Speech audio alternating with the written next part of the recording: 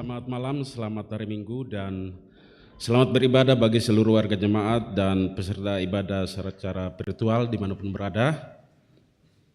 Dan selamat datang bagi Bapak, Ibu, Saudara-saudara yang baru pertama kali beribadah di gedung gereja Jemaat Rantepao. Tuhan Yesus memberkati.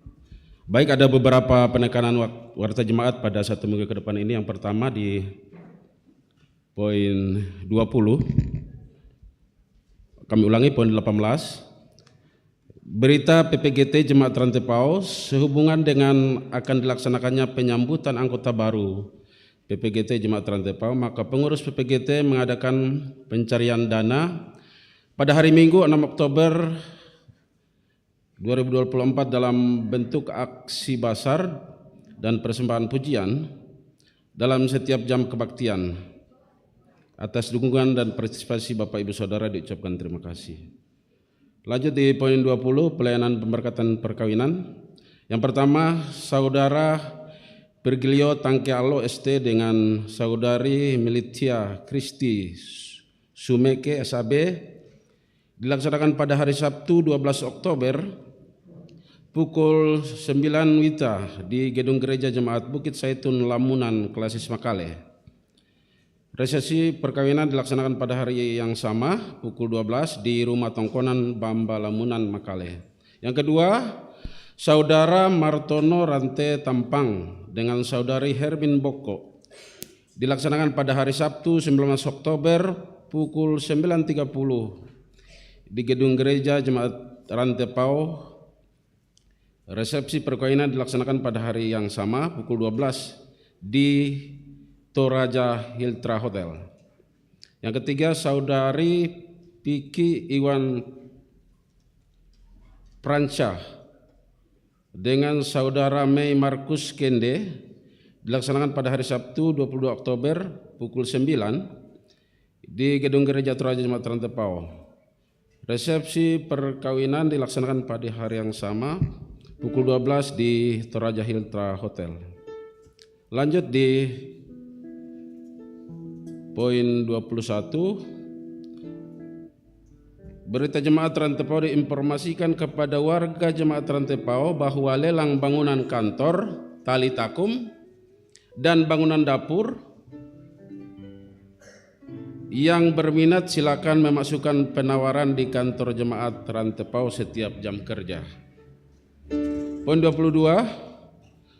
Pengajaran peserta katekisasi calon sidi Jemaat Rantepao dilaksanakan setiap hari Jumat pukul 16.30 di Gedung Gereja Toraja Jemaat Rantepao. Diharapkan kepada peserta katekisasi untuk hadir 15 menit sebelum dimulai. Poin 23. Komisi Verifikasi Jemaat Rantepao akan melaksanakan verifikasi 3 bendahara. Yang 1, bendahara kas jemaat, 2, bendahara pembangunan, 3, bendahara tali takum. Pemeriksaan dilaksanakan pada tanggal 14 Oktober di Gedung Gereja Jemaat Rantepao. Poin 25, berita duka cita. Telah meninggal dunia 1, Bapak Daud Bane, saudara dari Bapak Pendeta Syukur Matasak MTH, anggota Jemaat Rantepao kelompok 2 pada hari Kamis 3 Oktober 2024 di Bontang. Yang kedua, Ibu Naomi Buntu, orang tua dari Bapak Julius Tandirapak atau mertua dari Ibu Justina Palolok, anggota Jemaat Rantepao kelompok 4 pada hari Sabtu 5 Oktober pukul 19 di Sangala. Segenap majelis gereja dan warga Jemaat Rantepao menyatakan rasa duka cita yang mendalam. Tuhan menghibur segenap keluarga. Poin 27. Persembahan aksi Pangeo Gereja Toraja dijalankan 2 kali setahun, yaitu bulan April dan bulan Oktober, untuk membayar pendeta dan pegawai gereja Toraja yang pensiun purna bakti. Mohon kepada Majelis Gereja Toraja Jemaat Rantepao untuk mengambil amplop persembahan aksi Pangeo di kantor jemaat. Warta tambahan, telah meninggal, berita duka cita, telah meninggal dunia Bapak Ruben Pasang di Rumah Sakit Merampat tadi pagi jam 3 subuh. Kakak ipar dari Penetua Daniel Talantan, dan jenazah sekarang ada di Sangkaropi. Demikian beberapa penekanan warta jemaat pada 1 minggu ke depan ini. Atas perhatiannya kami ucapkan terima kasih. Selamat beribadah.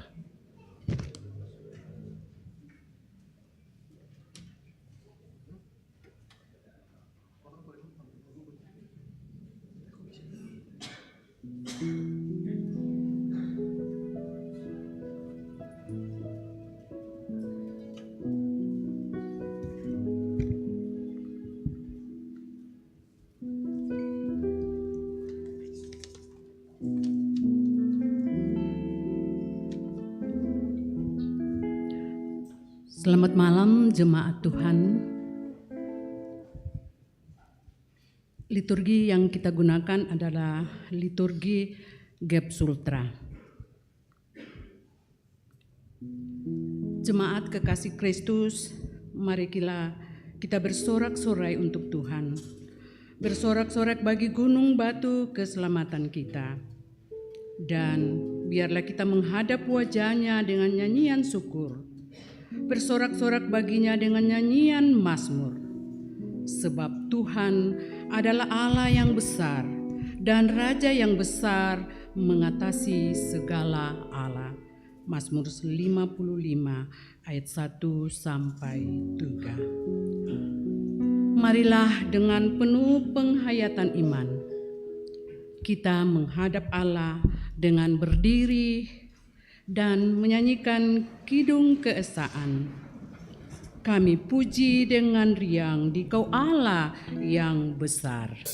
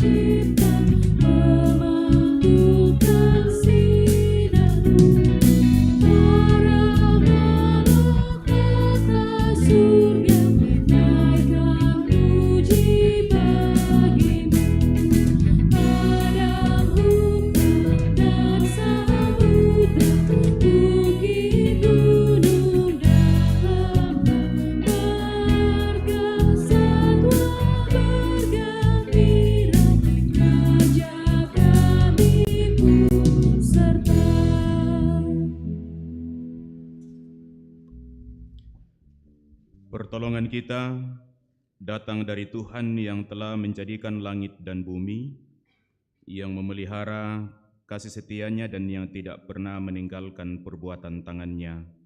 Amin.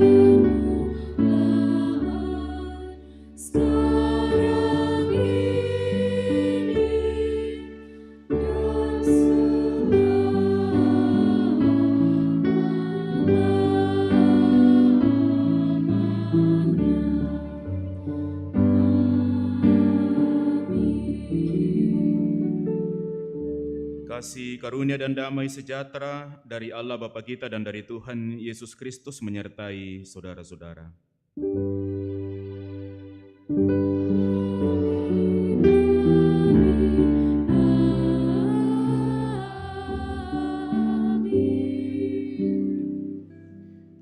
Kita mendengarkan nats pembimbing dari Ibrani pasal 4 ayat 16. Sebab itu marilah kita dengan penuh keberanian menghadap tahta kasih karunia, supaya kita menerima rahmat dan menemukan kasih karunia untuk mendapat pertolongan kita pada waktunya.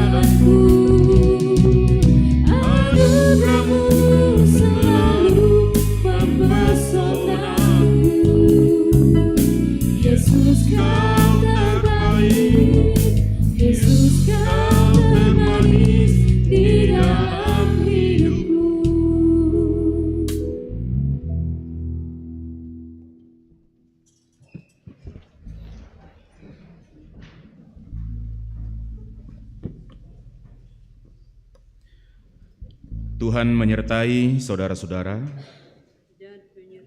dan menyertaimu juga. Marilah kita berdoa untuk membaca dan merenungkan firman Tuhan. Bapa yang Maha Kasih, terangilah hati dan pikiran kami dengan kuasa Roh Kudus, agar kami dimampukan untuk mendengar dan memahami serta melakukan firman-Mu. Berfirmanlah ya Tuhan, karena kami telah sedia untuk mendengarkannya. Dalam nama Tuhan Yesus Kristus yang mengajar kami berdoa, Bapa kami yang di sorga, dikuduskanlah namamu. Datanglah kerajaan-Mu, jadilah kehendak-Mu di bumi seperti di sorga. Berikanlah kami pada hari ini makanan kami yang secukupnya, dan ampunilah kami akan kesalahan kami, seperti kami juga mengampuni orang yang bersalah kepada kami. Dan janganlah membawa kami ke dalam pencobaan, tapi lepaskanlah kami daripada yang jahat. Karena Engkaulah yang punya kerajaan dan kuasa dan kemuliaan sampai selama-lamanya. Amin. Sidang jemaat yang kekasih, dalam rangka Hari Pekabaran Injil Indonesia dan Hari Perjamuan Kudus Sedunia, kita menggunakan tata ibadah Gereja Protestan Sulawesi Tenggara atau GEP Sultra. Bacaan kita hari ini ada 4 bagian. Yang pertama, Mazmur 26 ayat 1 sampai 12 akan dibacakan oleh liturgis. Yang kedua, Ayub pasal 1 ayat 1 dan pasal 2 ayat 1 sampai ayat 10. Ibrani pasal 1 ayat 1 sampai 4 dan Injil Markus pasal 10 ayat 1 sampai 12. Mazmur Pembacaan firman Tuhan Mazmur 26 ayat 1 sampai pada ayatnya yang ke-12. Mazmur 26 ayat 1 sampai pada ayatnya yang ke-12. Firman Tuhan, doa mohon dibenarkan oleh Tuhan. Berilah keadilan kepadaku ya Tuhan, sebab aku telah hidup dalam ketulusan. Kepada Tuhan aku percaya dengan tidak ragu-ragu. Ujilah aku ya Tuhan, dan cobalah aku. Selidikilah batinku dan hatiku, sebab mataku tertuju pada kasih setiamu, dan aku hidup dalam kebenaranmu. Aku tidak duduk dengan penipu, dan dengan orang munafik aku tidak bergaul. Aku benci kepada perkumpulan orang yang berbuat jahat, dan dengan orang fasik aku tidak duduk. Aku membasuh tanganku tanda tak bersalah, lalu berjalan mengelilingi mezbamu ya Tuhan, sambil memperdengarkan nyanyian syukur dengan nyaring dan menceritakan segala perbuatanmu yang ajaib. Tuhan, aku cinta pada rumah kediaman-Mu dan pada tempat kemuliaan-Mu bersemayam. Janganlah mencabut nyawaku bersama-sama orang berdosa, atau hidupku bersama-sama orang penumpah darah, yang pada tangannya melekat perbuatan mesum dan yang tangan kanannya menerima suapan. Tetapi aku ini hidup dalam ketulusan. Bebaskanlah aku dan kasihanilah aku. Kakiku berdiri di tanah yang rata. Aku mau memuji Tuhan dalam jemaah. Amin firman Tuhan. Ayub pasal 1 ayat 1 dan pasal 2 ayat 1 sampai ayatnya yang ke-10. Kesalehan Ayub dicoba. Ada seorang laki-laki di tanah Uz bernama Ayub. Orang itu saleh dan jujur. Ia takut akan Allah dan menjauhi kejahatan. Pada suatu hari datanglah anak-anak Allah menghadap Tuhan, dan di antara mereka datang juga iblis untuk menghadap Tuhan. Maka bertanyalah Tuhan kepada iblis, "Dari mana engkau?" Lalu jawab iblis kepada Tuhan, "Dari perjalanan mengelilingi dan menjelajah bumi." Firman Tuhan kepada iblis, "Apakah engkau memperhatikan hambaku Ayub? Sebab tiada seorang pun di bumi seperti dia, yang demikian saleh dan jujur, yang takut akan Allah dan menjauhi kejahatan. Ia tetap tekun dalam kesalehannya. Meskipun engkau telah membujuk aku melawan dia untuk mencelakakannya tanpa alasan." Lalu jawab iblis kepada Tuhan, "Kulit ganti kulit. orang akan memberikan segala yang dipunyainya ganti nyawanya. Tetapi ulurkanlah tanganmu dan jamalah tulang dan dagingnya. Ia pasti mengutuki engkau di hadapanmu. Maka firman Tuhan kepada iblis, nah, ia dalam kuasamu, hanya sayangkan nyawanya. Kemudian iblis pergi dari hadapan Tuhan, lalu ditimpanya Ayub dengan bara yang busuk dari telapak kakinya sampai ke batu kepalanya. Lalu Ayub mengambil sekeping beling untuk menggaruk-garuk badannya sambil duduk di tengah-tengah abu. Maka berkatalah istrinya kepadanya, masih bertekunkah engkau dalam kesalehanmu? Kutukilah Allahmu dan matilah. Tetapi jawab Ayub kepadanya, engkau berbicara seperti perempuan gila. Apakah kita mau menerima yang baik dari Allah, tetapi tidak mau menerima yang buruk? Dalam kesemuanya itu Ayub tidak berbuat dosa dengan bibirnya.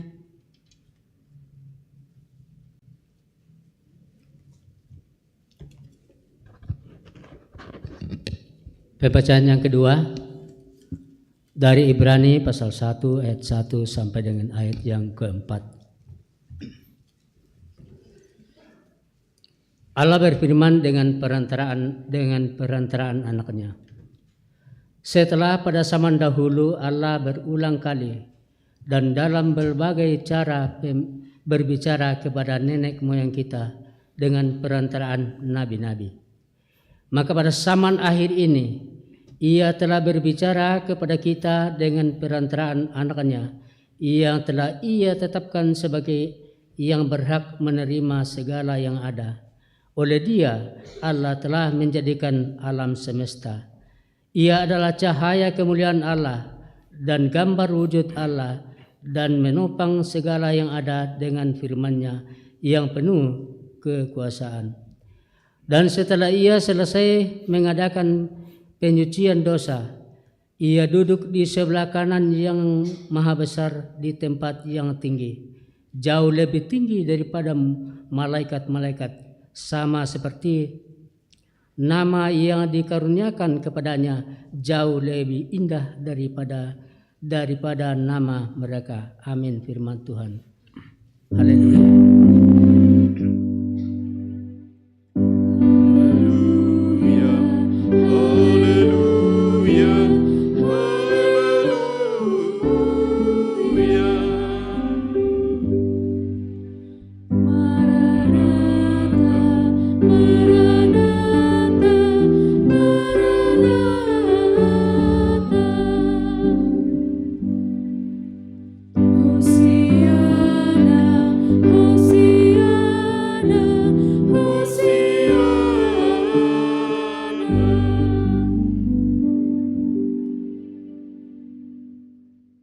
Injil Markus pasal 10 ayat 1 sampai 12.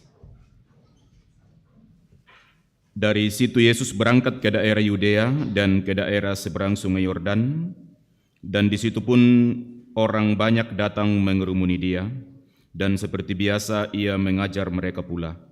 Maka datanglah orang-orang Farisi dan untuk mencobai Yesus, mereka bertanya kepadanya, apakah seorang suami diperbolehkan menceraikan istrinya?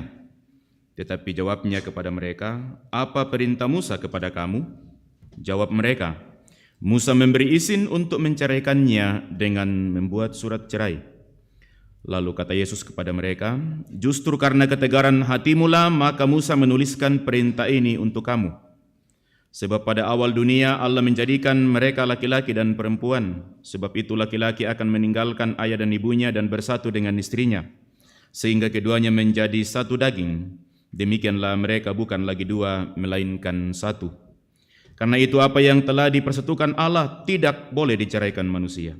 Ketika mereka sudah di rumah, murid-murid itu bertanya pula kepada Yesus tentang hal itu. Lalu katanya kepada mereka, barang siapa menceraikan istrinya lalu kawin dengan perempuan lain, ia hidup dalam perzinahan terhadap istrinya itu. Dan jika si istri menceraikan suaminya dan kawin dengan laki-laki lain, ia berbuat zina.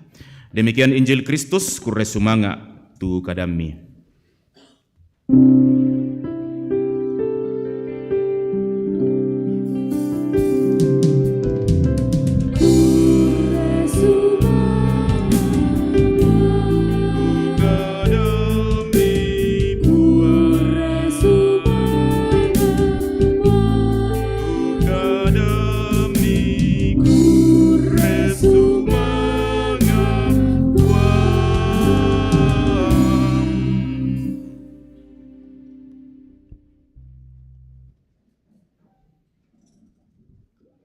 Shalom, selamat hari Minggu Bapak Ibu, Saudara-saudara.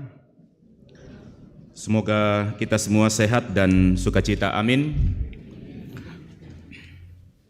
Tema minggu ini bukan hanya yang baik saja. Semua orang, termasuk saya dan saudara-saudara, pasti mengharapkan sesuatu yang baik terjadi baginya. Coba periksa doa-doa kita setiap malam, setiap saat. Adakah di antara kita yang minta malapetaka? Tentu kita semua menginginkan keberuntungan. Adakah di antara kita yang minta penyakit? Tentu tidak. Kita minta kesehatan, umur panjang. Tidak ada di antara kita yang minta kematian walaupun sudah sakit sekali. Orang-orang tua kita yang sudah begitu tua, tidak bisa lagi bergerak, tidak bisa lagi minum kalau tidak dikasih minum, tapi tidak ada di antara kita yang mengatakan, "Oh Tuhan, alabang mi." Atau denraka? Usangat. Kita semua mengharapkan sesuatu yang baik terjadi atas diri kita. Jangankan orang yang berbuat baik, orang yang jahat sekalipun juga mengharapkan sesuatu yang baik terjadi atas dirinya. Bayangkan itu, orang yang berbuat jahat, dia menginginkan supaya yang baik terjadi atas dirinya. Padahal dia adalah pelaku kejahatan. Apalagi orang yang berbuat baik, yang hidup benar, pasti menginginkan supaya yang terjadi atas dirinya adalah sesuatu yang baik. Nah, ketika kita berbuat baik, tentu sangatlah beralasan jika kita pun mengharapkan bahwa yang baik yang kita lakukan itu pula lah yang kita terima. Ketika kita berbuat baik kepada orang, kita berharap orang itu akan berbuat baik kepada kita. Tentu itu sesuatu yang beralasan. Misalnya, kita bekerja dengan baik supaya pekerjaan kita memberi hasil, itu wajar. Kita melayani dengan baik supaya pelayanan berjalan dengan baik pula. Kita menata rumah tangga kita dengan baik supaya rumah tangga kita itu tertata dengan baik, ada harmoni, ada sukacita, ada kasih di dalamnya. Anak-anak muda berpacaran dengan baik, tentu juga mengharapkan supaya dalam proses berpacaran itu terjadi dengan baik sampai pernikahan tiba. Akan tetapi, bagaimana perasaan dan sikap kita, saudara-saudara, ketika kita sudah berbuat baik, setia pada pekerjaan, setia pada pasangan, ya, jujur dan bertanggung jawab, lalu yang terjadi atas diri kita adalah sesuatu yang buruk, sesuatu yang tidak kita harapkan, tidak seperti yang kita lakukan. Tentu kita akan kecewa, marah, bahkan bisa saja kita protes. Orang bisa katakan, kenapa Tuhan izinkan ini terjadi bagiku padahal aku ini orang baik. Apalagi kalau melihat tetangganya atau orang-orang di sekelilingnya yang jarang ke gereja, mulai bang masong, nenek bang kambe bay nena, pa lancar-lancar rotu bisnis nah. Bisa saja terjadi hal demikian. Kita mulai bertanya, mengapa Tuhan melakukan ini? Karena itu tadi, kita berharap, kita berbuat baik, lalu menerima yang baik. Mari kita belajar dua tokoh yang luar biasa kita baca hari ini, Daud dan Ayub. Dalam Mazmur pasal 26 tadi, di situ kita lihat pemazmur Daud berani menggugat Allah atas penderitaan yang dialaminya. Daud seolah-olah protes kepada Tuhan atas penderitaan yang ia alami, padahal ia hidup jujur dan benar di hadapan Allah.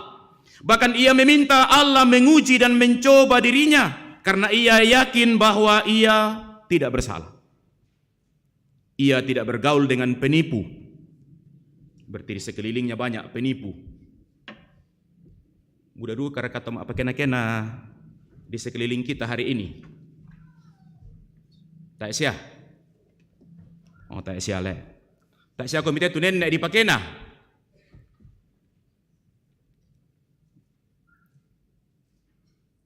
Tidak ada yang menjadi korban penipuan. Oh. Haleluya. Daud mengatakan, aku tidak bergaul dengan para penipu. Aku tidak bergaul dengan orang munafik. Aku benci kepada perkumpulan orang-orang jahat. Tidak duduk dengan orang fasik, rajin beribadah, dan lain-lain. Itu jelas dalam Mazmur 26 ayat 3 sampai ayat 8 diuraikan. Lalu pertanyaannya, mengapa ia menderita? Dia orang baik, tidak bergaul dengan penipu, tidak duduk bersama dengan kumpulan pencemooh dan penjahat, tapi mengapa dia menderita? Ini pertanyaan. Lalu Ayub dalam bacaan yang kedua. Ayub, dia juga orang yang saleh. Bahkan Alkitab mencatat bahwa tidak ada orang yang sama seperti Ayub dalam hal kekudusan dan kebenaran serta kesalehan hidup. Kalau bicara soal kesalehan, soal kekudusan, Ayub salah satunya. Dia orang yang luar biasa taat kepada Tuhan. Tetapi dikatakan dalam bacaan tadi, atas izin Allah, ya, atas izin Allah, iblis mencoba Ayub dengan penyakit bara busuk, penyakit kulit yang sangat memprihatinkan dan menjijikkan.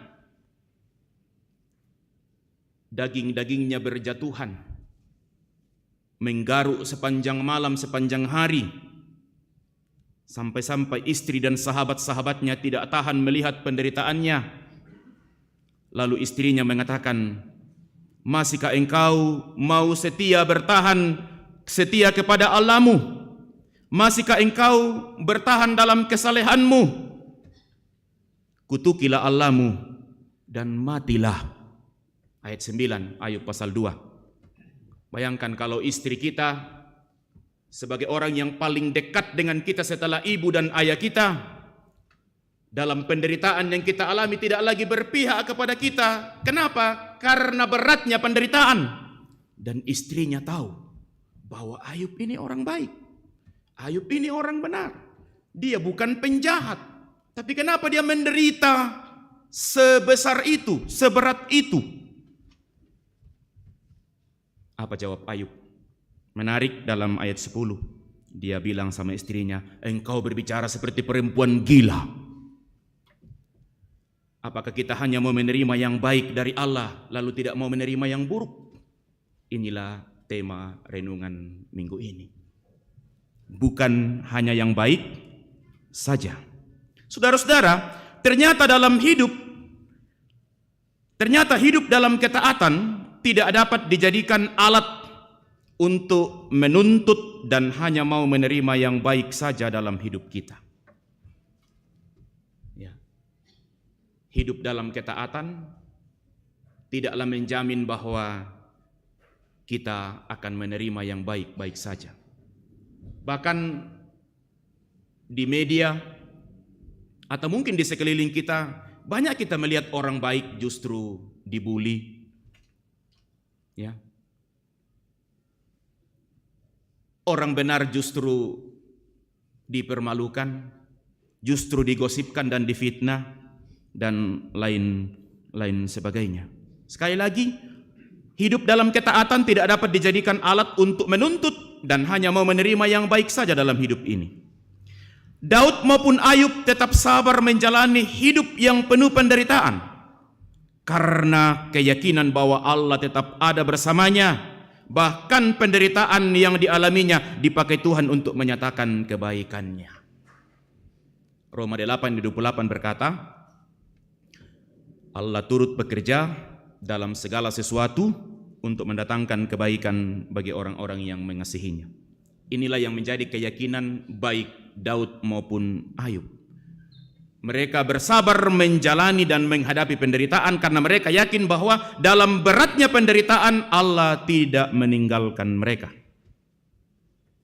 Surat Ibrani yang kita baca tadi menunjukkan bahwa Allah berbicara kepada nenek moyang orang Israel melalui para nabi, tetapi pada saat ini, pada zaman akhir, Allah berbicara dengan perantaraan anaknya, yaitu Yesus Kristus yang mati untuk menghapus dosa sekali untuk selamanya. Sama seperti Daud dan Ayub, Yesus yang adalah anak Allah mau dan siap menerima yang tidak baik dari Bapaknya, yakni menderita, disalib dan mati, padahal ia tidak berbuat kesalahan.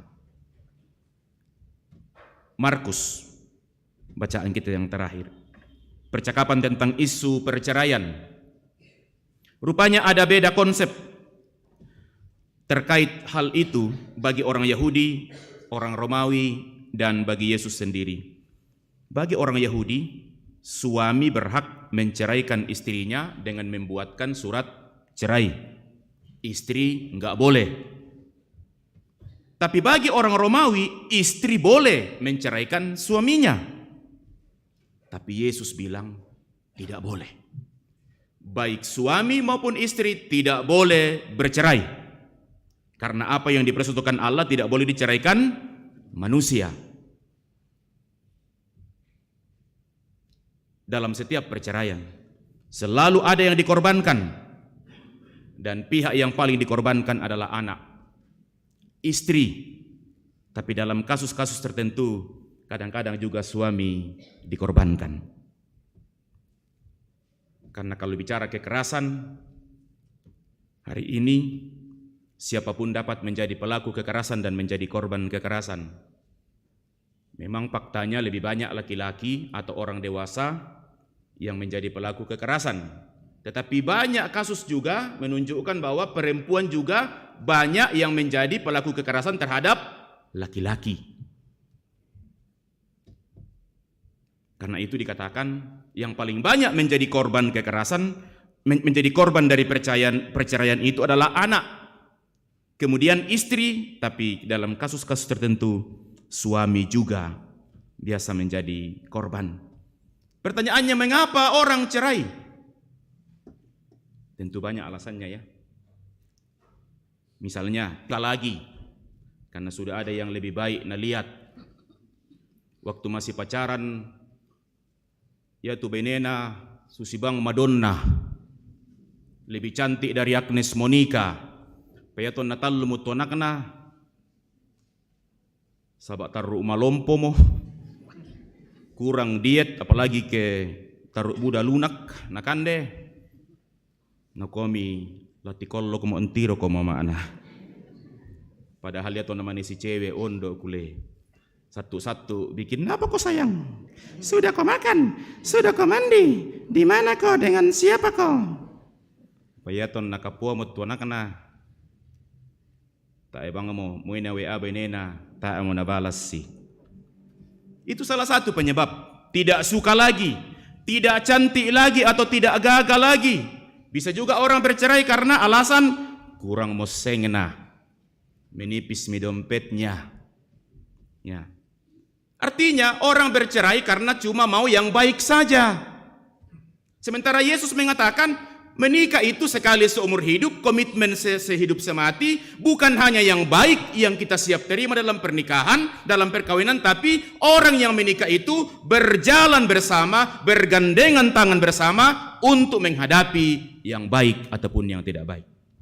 Karena itu orang muda, sebelum kau kawin, pikir-pikir kau dulu. Karena itu menikah itu sekali seumur hidup. Tidak ada itu perkawinan dicoba-coba. Kita tidak bisa katakan kita coba dulu 9 bulan. Nah, kalau tidak berhasil kita batalkan perkawinan. Oh ya toh. Ya. Karena itu biasa saya bilang, daripada menikah dengan orang yang salah, kan idealnya itu orang muda Idealnya itu kita menikah dengan orang yang tepat pada waktu yang tepat. Kayaknya ada banyak-banyak yang anak muda ini ya.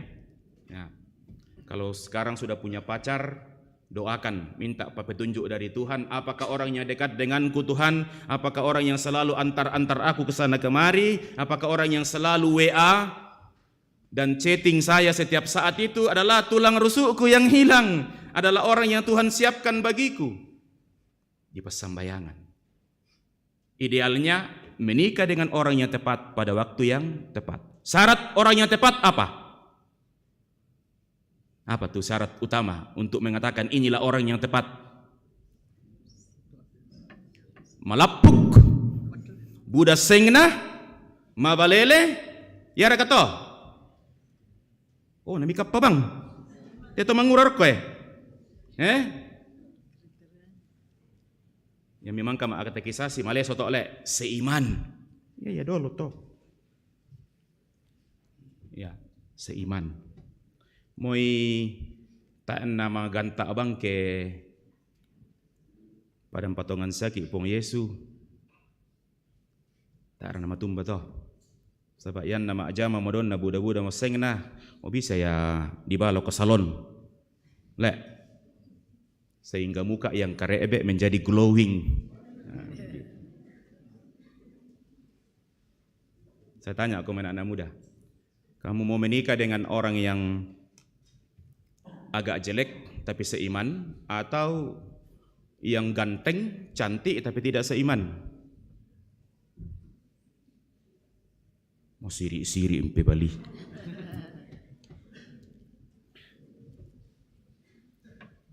Menikah dengan orang yang tepat pada waktu yang tepat. Perkawinan itu perkara kudus. Karena itu Yesus sangat menekankan bahwa perceraian itu adalah sesuatu yang tidak boleh terjadi. Kalaupun sekarang ada gereja yang mengizinkan terjadinya pemberkatan perkawinan yang kedua kalinya, bukan berarti bahwa gereja menyetujui perceraian itu. Gereja tidak pernah menyetujui perceraian. Kalau ada orang yang sudah cerai lalu diberkati, itu kasuistik. Taon niko kumua, oh bisa siap boleh. Nako pong Yesu nina kekerasan hatimu. Jadi dengku menik tumak rencana, batal kambang mi. Tidak ada itu.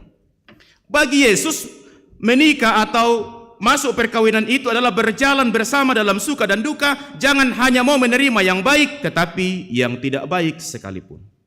Jadi kita harus siap menerima apa saja yang terjadi dalam hidup kita, bukan hanya yang baik-baik saja.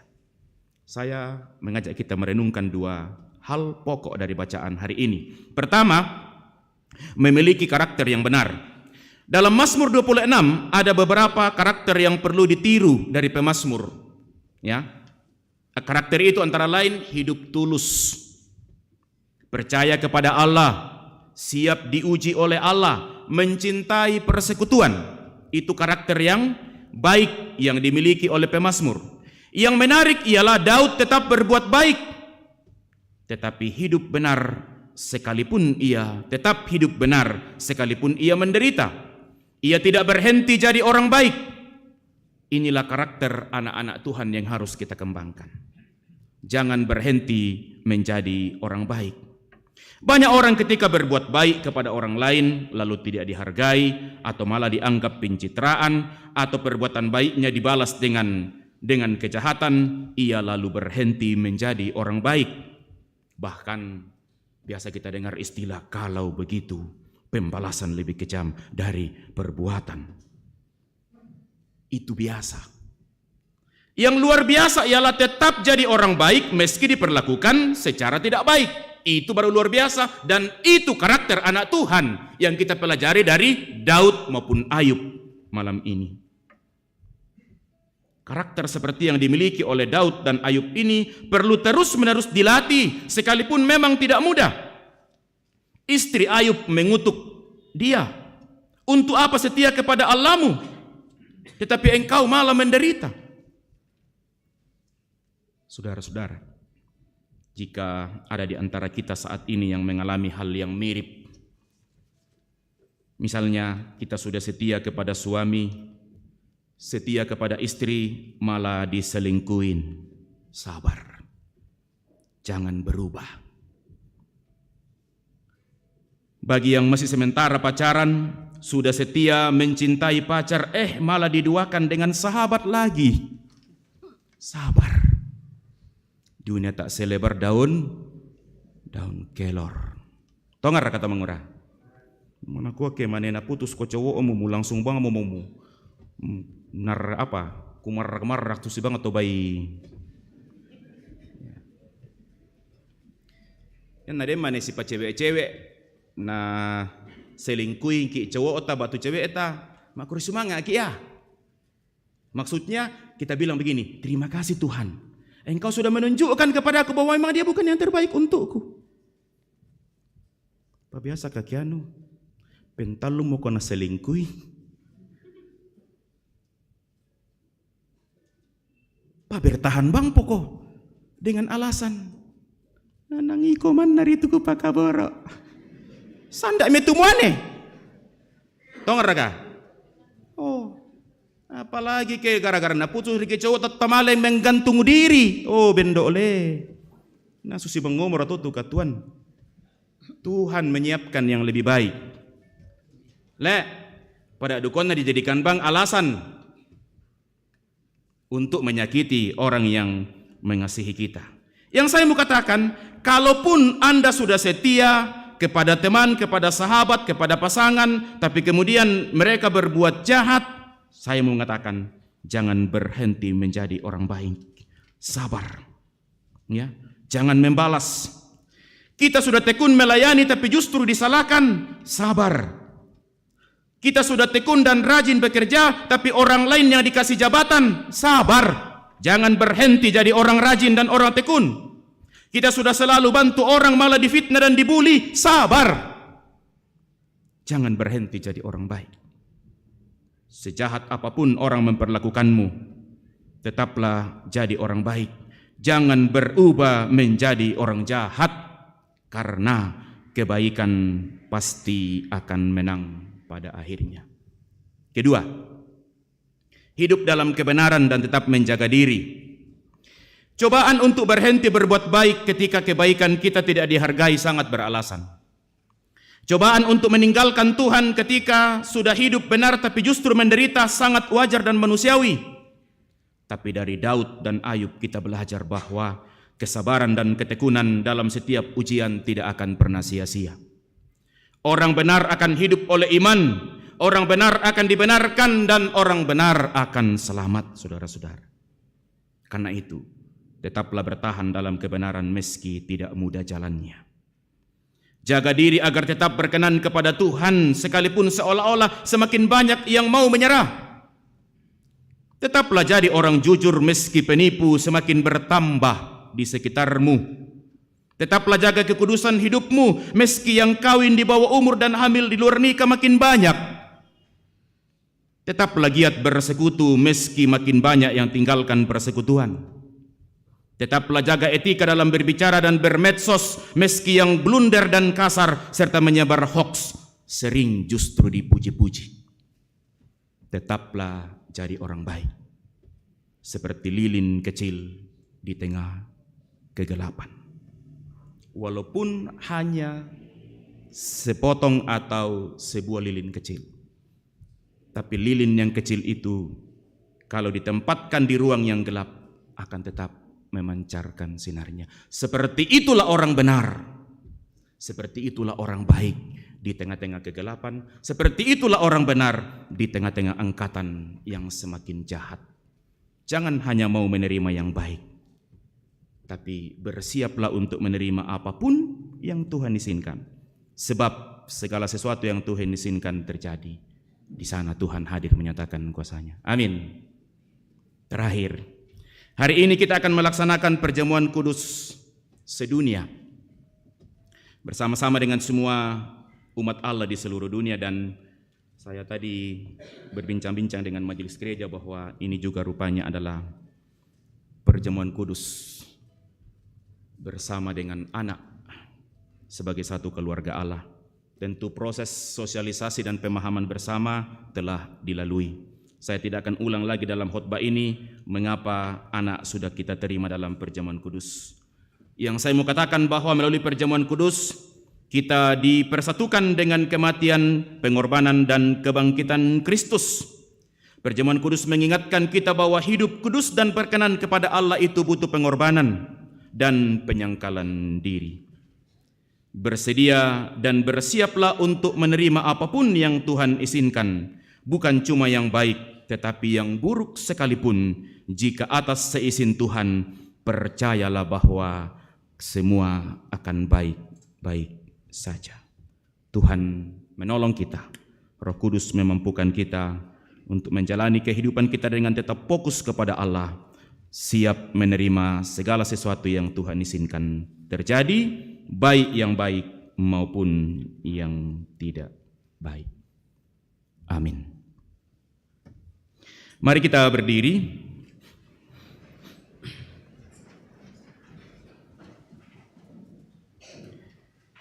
Marilah kita mengikrarkan pengakuan iman kita sesuai dengan pengakuan iman rasuli. Aku percaya kepada Allah, Bapa yang Maha Kuasa, Khalik langit dan bumi, dan kepada Yesus Kristus, anaknya yang tunggal Tuhan kita, yang dikandung daripada Roh Kudus, lahir dari anak darah Maria, yang menderita di bawah pemerintahan Pontius Pilatus, disalibkan, mati dan dikuburkan, turun dalam kerajaan maut. Pada hari yang ketiga, bangkit pula dari antara orang mati, naik ke sorga, duduk di sebelah kanan Allah, Bapa yang Maha Kuasa, dan akan datang dari sana untuk menghakimi orang yang hidup dan yang mati. Aku percaya kepada Roh Kudus, gereja yang kudus dan persekutuan orang kudus, pengampunan dosa, kebangkitan daging, dan hidup yang kekal. Amin. Silakan duduk kembali.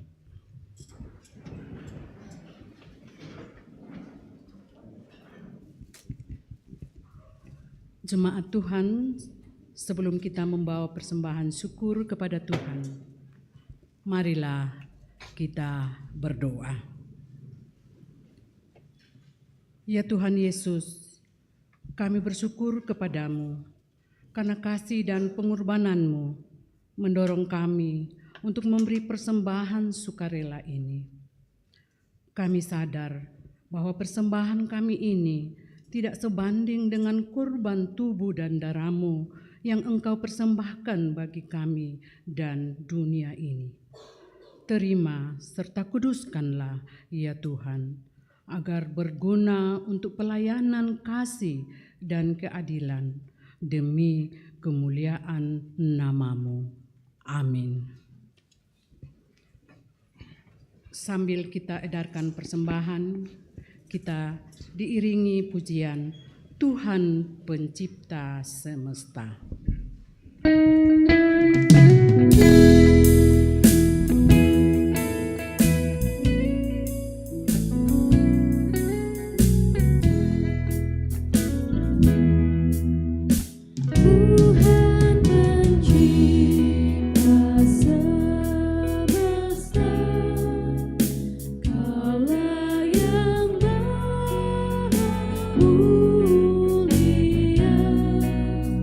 Sungguh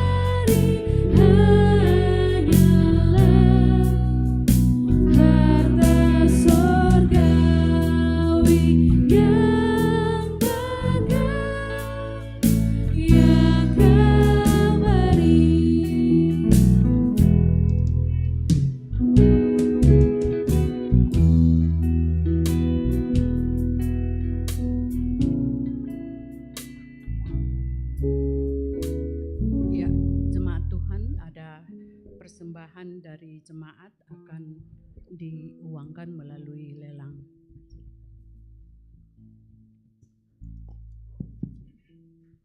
Ya. Laku kita sudah nasong. Dan hasil karya penjahit lansia telah diuangkan untuk penyelesaian pembangunan gedung pelayanan jemaat Rantepo. Yo atas, wamelong ulit atas na. Penjahit lansia. Ya, lata lelang. Pira mo? Hah? Tayo mo? Oh, melong. Daripada itu Alkitab tadi itu emang mana? Gereja. Dia mau nampas ada yang lansia. Ada. Penjahit lansia. Pira? Ada 100 di atas. 100 pisan. 100 pisan. Pira ka 200 ni pepentalun. Waya na tayo pentalun. 100 pentalun. Coba Pak.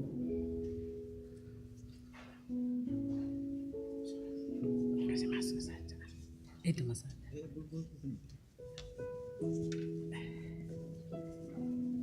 Bersambung di atas dia yang pakai kacamata. Oh. Sama Cik. Wah, namanya lo pengen tinggi nih.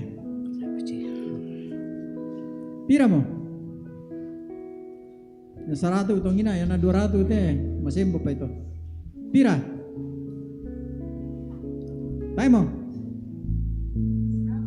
100 pisan. 100 pisan. Tayo mo? 100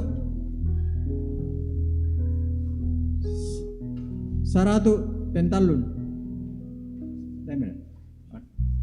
Ya.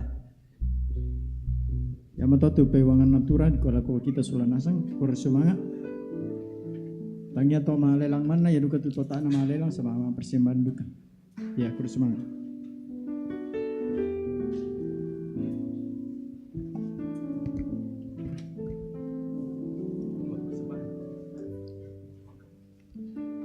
Kita masuk ke dalam akta pelayanan perjamuan kudus.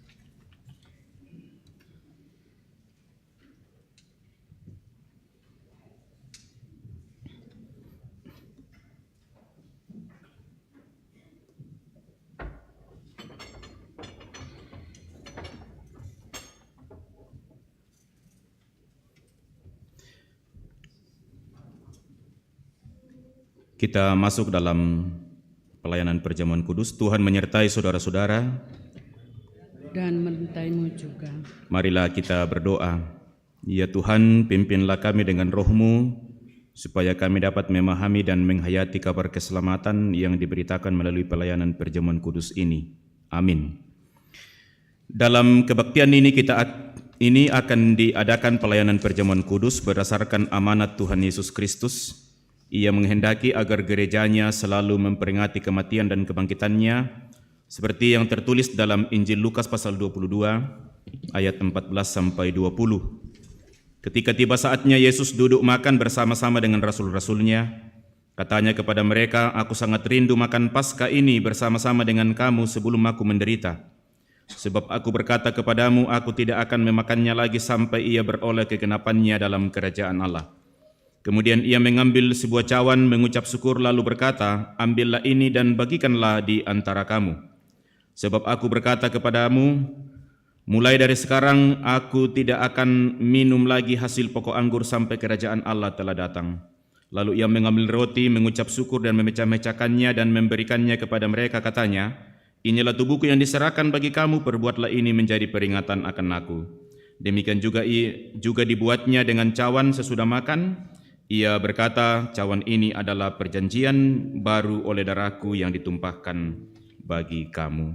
Amin. Saudara-saudara, dalam perjamuan kudus ini kita akan makan roti dan minum anggur bersama-sama selaku puji-pujian dan ucapan syukur kita kepada Tuhan Yesus Kristus yang telah mengorbankan dirinya bagi keselamatan kita. Oleh pekerjaan Roh Kudus, kita mengambil bagian dalam kematian dan kebangkitannya, sementara kita terus menantikan saat penggenapan kerajaan Allah yang akan datang itu. Mari mempersiapkan diri dan kita menyanyi "Ku Heran Allah Mau Memberi".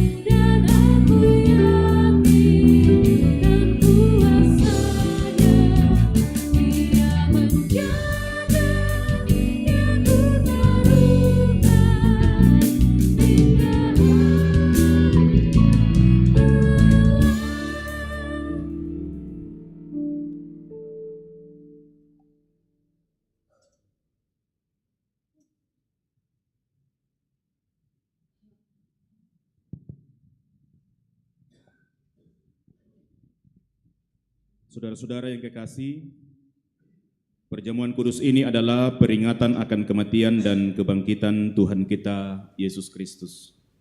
Oleh karena itu janganlah hati kita terikat atau melekat pada roti dan anggur yang kelihatan ini, melainkan hendaklah hati kita terarah kepada Dia, Yesus Kristus yang telah mati dan berkorban untuk kita. Dialah Tuhan dan Juru Selamat kita. Mari kita berdoa. Ya Tuhan, kasihanilah kami orang-orang berdosa ini. Amin. Marilah, karena segala sesuatu telah tersedia.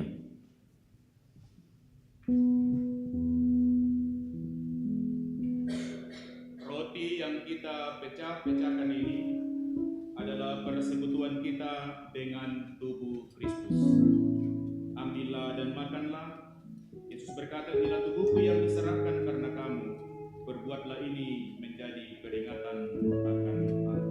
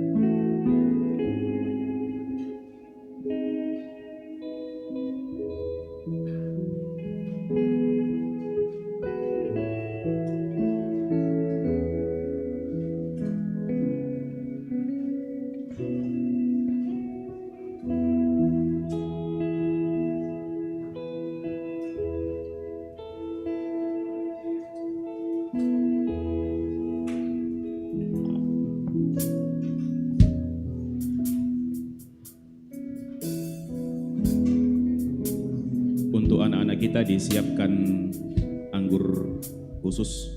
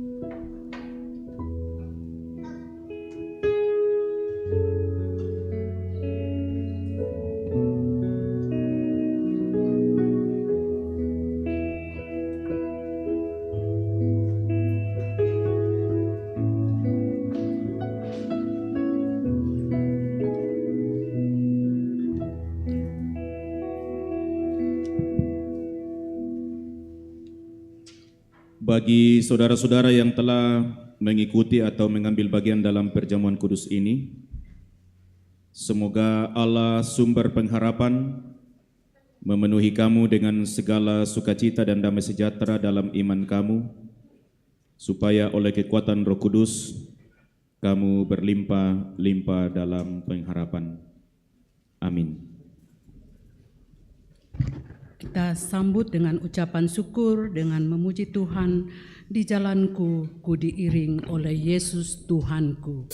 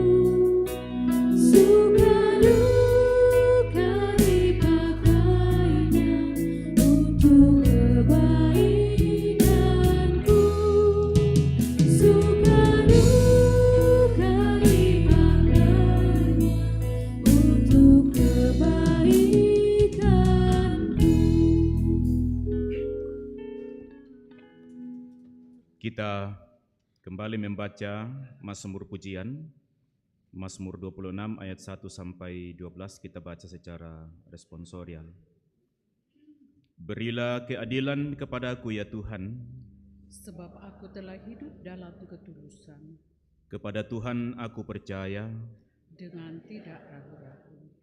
Ujilah aku ya Tuhan dan cobalah aku, Selidikilah batinku dan hatiku, sebab mataku tertuju kepada kasih setiamu.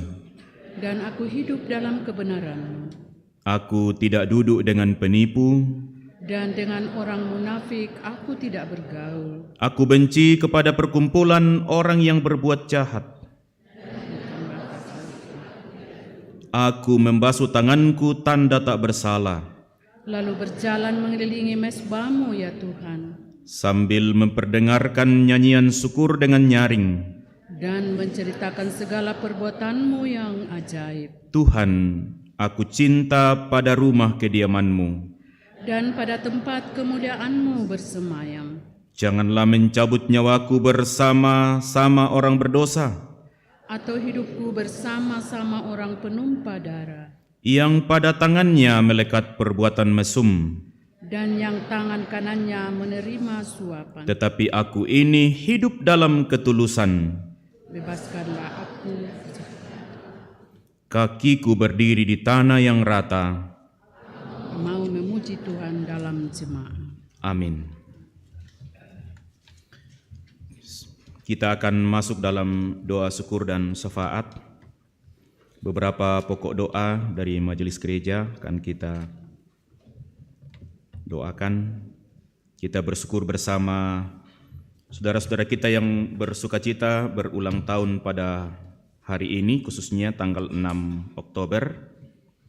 Ala Rerungallo, Yohana Sapanna, Yudhistira Geraldo Prasetya, Fitzgerald Tatuhas, Domingus Suka, Diandra Reynale, dan Ersa Oktaviani Buntu. Selamat ulang tahun, mungkin ada yang ada dalam ruangan ini. Kita mendukung dalam doa bagi yang sakit, Ibu Diaken Juharni, Opa Dea di Makassar, Ibu Damaris K. Tonapa dalam pemulihan, Saudara Pedi di Jakarta dalam pemulihan, Saudara Sepri Sarunan di Timika, Bapak Yan Sambo di Rumah Sakit Elim, dan yang lain sebagaimana yang tertulis dalam Warta Jemaat. Kita mendoakan yang berduka cita bersama keluarga Epa Surentuh di Makale, bersama Bapak Pendeta Syukur Matasak di Bontang, keluarga Julius Tandi Rakpak, dan Ibu Justina Palolok atas meninggalnya orang tua, Ibu Naomi, dan keluarga almarhum Ruben Pasang, kakak ipar dari Penatua Daniel Talantan. Itu beberapa hal yang akan kita dukung dalam doa.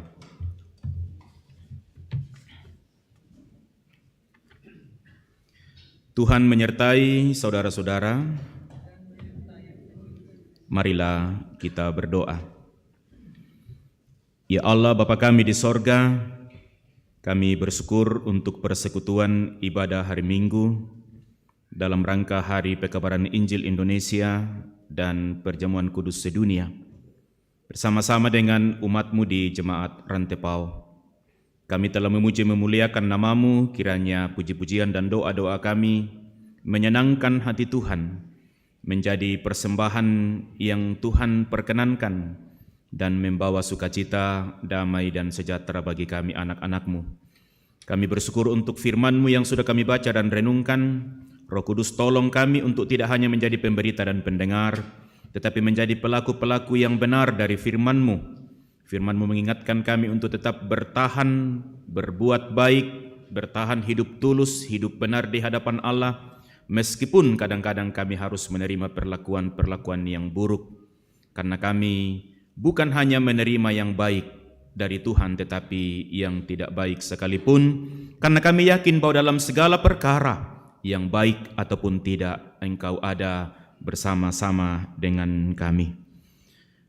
Kami bersyukur bahwa Engkau sudah melibatkan kami dalam pekerjaan-Mu melalui persembahan.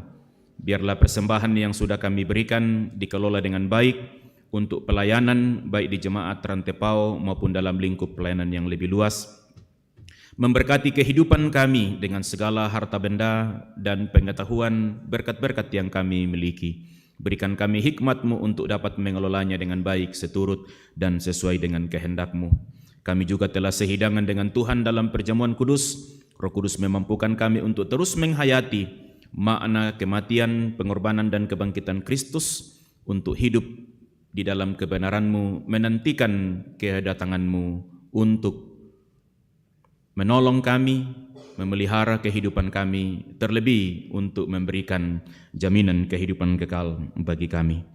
Bersama-sama dengan jemaat-Mu di sini kami mengucap syukur untuk segala perbuatan-perbuatan Tuhan yang baik dalam kehidupan mereka. Bersama saudara-saudara kami yang berulang tahun, kami mengucap syukur untuk pertambahan usia. Berilah hikmat kepada mereka untuk menjalani hidup selanjutnya. Bersama mereka yang sembuh dari penyakit, bersama mereka yang berhasil dalam pendidikan, yang lulus ujian di wisuda, ataupun yang mendapat berkat dalam pekerjaan dan lain-lain. Biarlah ketika anak-anakmu menikmati kebaikanmu, maka mereka mengagungkan Engkau dan mengakuinya bahwa itu semua adalah anugerah Tuhan. Seluruh kehidupan jemaatmu kami serahkan ke dalam tangan-Mu. Tuhan berkati dalam pekerjaan mereka, baik yang bekerja di pemerintah, yang bekerja di sektor swasta, yang menjadi ibu-ibu rumah tangga, berbagai-bagai upaya, berbagai-bagai usaha dan pekerjaan, petani, berkebun, beternak, berdagang, juga mereka yang bekerja di bidang-bidang sosial, dan berbagai profesi yang Tuhan izinkan. Biarlah anak-anakmu dapat mengerjakannya dengan baik dan melihat pekerjaan mereka sebagai sebuah kesempatan untuk melayani Tuhan di sana. Berkati anak-anak dalam pertumbuhan, berikan hikmat bagi para orang tua untuk memberi teladan, mendidik dengan baik. Memberkati perjuangan anak-anak muda dalam pendidikan dari taman kanak-kanak sampai perguruan tinggi, baik yang ada di Rantepao dan sekitarnya maupun yang ada di kota-kota lain di Indonesia bahkan di luar negeri. Tuhan berkati mereka dalam perjuangan, dalam pergaulan. Biarlah mereka tetap berpegang pada firman dan kehendak Tuhan, mengandalkan Tuhan dalam perjuangan meraih masa depan, sehingga bersama dengan Tuhan pada waktunya apa yang menjadi harapan dan cita-cita dapat mereka raih. Yang sedang mencari pekerjaan, Tuhan bukakan jalan. Sedang menjejaki pasangan hidup, Tuhan berikan petunjuk, yakinkan mereka bahwa Allah menghendaki supaya mereka menjadi pasangan yang berkenan kepada Allah dan bahwa semua menjadi baik dan indah pada waktunya. Majelis gereja, Tuhan berkati dalam pengaturan pelayanan. Bapak Pendeta berdua bersama Penatua Diaken, pengurus-pengurus organisasi intergerejawi, tata usaha koster dan semua yang Tuhan pakai melayani di jemaat ini, berlengkapi mereka dengan kekuatan, kesehatan dan sukacita. Biarlah mereka dapat melaksanakan pelayanan dengan sebaik-baiknya. Seluruh agenda pelayanan sepanjang minggu, perkunjungan doa dan pastoral, ibadah-ibadah, pembangunan gedung gereja, dan segala yang dikerjakan, baik oleh majelis gereja maupun pengurus OIG, ke dalam tangan-Mu kami serahkan, Tuhan yang akan memberkati. Kami berdoa bagi saudara-saudara kami yang sedang sakit. Tuhan berkati perawatan yang mereka terima, baik yang di rumah pun di rumah sakit, di Toraja ataupun di luar Toraja. Kuatkan iman dan pengharapan mereka untuk menerima setiap perawatan dalam keyakinan bahwa Tuhan sedang berproses untuk memberikan dan menyatakan pemulihan dan kesembuhan. Berdoa bagi saudara-saudara kami yang berduka cita, keluarga-keluarga yang ditinggalkan oleh orang-orang yang mereka kasihi. Tuhan kuatkan dan hiburkan mereka di tengah-tengah duka cita yang dialami. Berdoa bagi jemaat yang lansia, yang tidak mampu lagi secara fisik. Tuhan kuatkan iman dan pengharapan mereka sekalipun fisik makin hari makin melemah. Biarlah mereka dimungkinkan untuk menikmati sukacita dan kebahagiaan bersama-sama dengan keluarga. Ya Tuhan Allah, Bapa kami di dalam sorga, kami mendoakan Gereja Toraja dari jemaat klasis wilayah sampai ke lingkup sinode, bersama-sama dengan semua unit-unit gereja dan lembaga pelayanan gerejawi yang ada. Tuhan berkati gereja-Mu, Gereja Toraja dalam menghadirkan tanda-tanda kerajaan Allah sebagai perwujudan dari misi dan tanggung jawab gereja di tengah-tengah dunia. Berkati persiapan rapat kerja yang akan dilaksanakan minggu depan, biarlah semua boleh berjalan dengan baik. Para peserta yang mungkin sudah sedang dalam perjalanan dari klasis-klasis di seluruh Indonesia, Tuhan berkati supaya mereka tiba dengan selamat untuk bersama-sama mengevaluasi dan merencanakan serta menetapkan kebijakan-kebijakan strategis untuk pengembangan dan pelayanan Gereja Toraja ke depan. Panitia Sidang Raya yang akan dilaksanakan pada bulan ini, Tuhan berkati panitia dan seluruh delegasi dari sinode-sinode yang ada, memberkati Majelis Pekerja Harian PGI dan semua yang terlibat di dalamnya. Kiranya semuanya boleh berjalan dengan sebaik-baiknya, Tuhan dimuliakan. Berdoa untuk rencana pengucapan syukur dan peresmian gedung pelayanan Jemaat Rantepao pada tanggal 5 November yang akan datang. Tuhan berkati majelis gereja dan tim ataupun panitia yang sedang mempersiapkannya. Seluruh warga jemaat diberikan kesempatan untuk menyatakan syukurnya, menyaksikan dan melihat cara Tuhan yang begitu luar biasa, menyertai dan memberkati, menjawab harapan dan kerinduan jemaat-Mu di sini untuk tersedianya fasilitas peribadahan dan kegiatan pelayanan melalui gedung pelayanan yang ada. Kami berdoa untuk pemerintah, bangsa dan negara kami, untuk pemimpin-pemimpin kami, untuk Toraja Utara dan Tanah Toraja, bahkan untuk Indonesia dan dunia. Tuhan berkati pemimpin-pemimpin kami di dalam melaksanakan tugas dan tanggung jawab mereka, pemerintah, baik eksekutif, legislatif, yudikatif, TNI, Polri, para dokter, medis, guru, pedagang, dan semua pekerjaan-pekerjaan yang ditekuni oleh warga jemaat. Tuhan memberkati juga, dan biarlah di dalam semuanya itu Tuhan dimuliakan. Segenap kami yang telah mengangkat pelayanan hari ini, apapun peran kami, Tuhan berkati. Biarlah pelayanan ini membawa sukacita bagi kami dan menjadi kemuliaan bagi nama Tuhan. Kami hendak kembali ke rumah kami masing-masing, pimpin dan peliharakan kami. Biarlah sepanjang hidup kami terus menantikan pertolongan dan pemeliharaan Tuhan, dan kami menjalani hidup ini dengan menggantungkan seluruh harapan kami kepada Tuhan semata. Inilah doa kami, inilah permohonan kami yang kami sampaikan di dalam Yesus Kristus Tuhan dan Juru Selamat kami. Haleluya. Amin. Jemaat Tuhan, mari kita berdiri, kita memuji memuliakan Tuhan. Terima kasih Tuhan untuk kasih setiamu.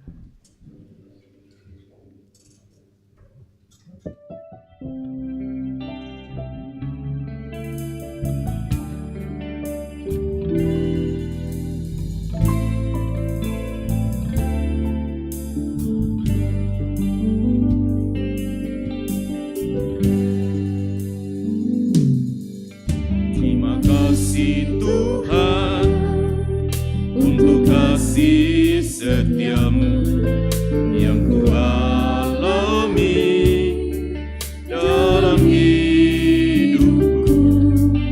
Terima kasih Yesus untuk kebaikanmu sepanjang hidupku. Terima kasih Yesusku buat anugerah yang Kau wis hari ini. Tuhan adakan syukur bagimu. Terima kasih Yesusku buat anugerah yang Kau wis hari ini. Tuhan adakan syukur bagimu. Pergilah dengan selamat. Lakukanlah firman Tuhan yang sudah kamu dengar. Tetaplah bertahan, berjalan pada kebenaran. Arahkanlah hati dan kehidupanmu, terimalah berkat-Nya. Tuhan memberkati engkau dan melindungi engkau. Tuhan menyinari engkau dengan wajah-Nya dan memberi engkau kasih karunia. Tuhan menghadapkan wajah-Nya kepadamu dan memberi engkau damai sejahtera. Amin.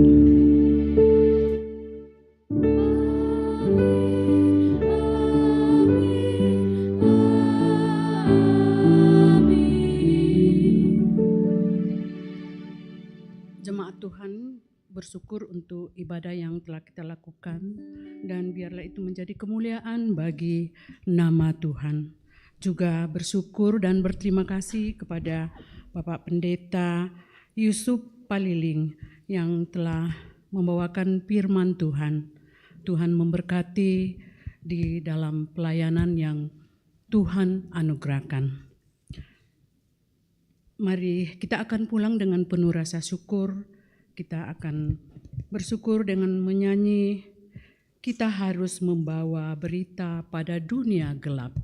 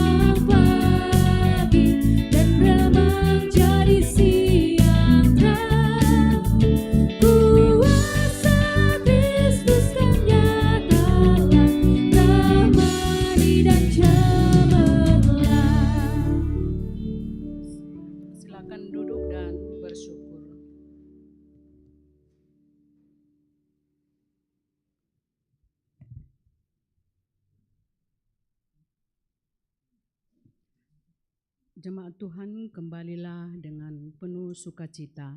Tuhan memberkati kita semua.